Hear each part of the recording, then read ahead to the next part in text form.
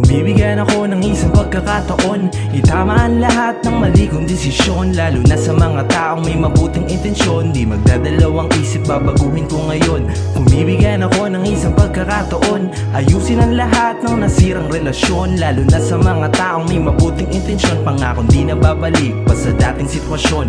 2 taong nawalan ng gana sa musikang tinuring kong higit pa sa asawa, kaibigan at barkada. Ang tropa ay wala na, salamat pa rin dahil pamilya ang kasama ko sa mga panahong pandemya at depresyon. Dumipende sa halaman ng depresya at kondisyon, naghanap pa ng problema imbis na solusyon. Kaya nasayang ang lahat, tanim ko ng ilang taon. Nagdadalawang isip ngayon kung babalik o mananahimik na lang ako ulit.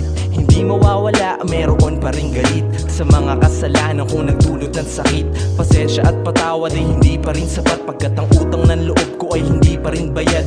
Matapos maganap parang tamad na sa lahat, hanggang sa isang umaga ako'y naglakad-lakad. Kung bibigyan ako ng isang pagkakataon, itama ang lahat ng mali kong desisyon. Lalo na sa mga taong may mabuting intensyon, di magdadalawang isip, babaguhin ko ngayon. Kung bibigyan ako ng isang pagkakataon, ayusin ang lahat ng nasirang relasyon. Lalo na sa mga taong may mabuting intensyon, pangakong di na babalik pa sa dating sitwasyon.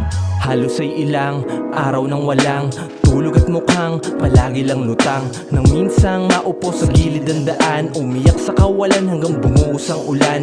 Hindi ko na alam, ginagawa ko literal, humantong sa puntong gusto magpatiwakal. Isang taong gamutan pagpunta sa ospital, mga taong sumuporta sa aking tulong medikal. Salamat sa lahat sa kabila ng kasalanan ko sa kaliwat sa kanan. Masamang nakaraan kung pinagdaanan, pinagsisihan, ginawang hagdanan. Proseso may mabagal ngunit ang mahalaga, ikaw ay umuusad sa iyong mga paa. Mag-isa ka man sa biyahe, huwag kang mag-aalala, mabilis ang oras tuwing tayo'y abala. Kung bibigyan ako ng isang pagkakataon, itama ang lahat ng mali kong desisyon. Lalo na sa mga taong may mabuting intensyon, di magdadalawang isip, babaguhin ko ngayon.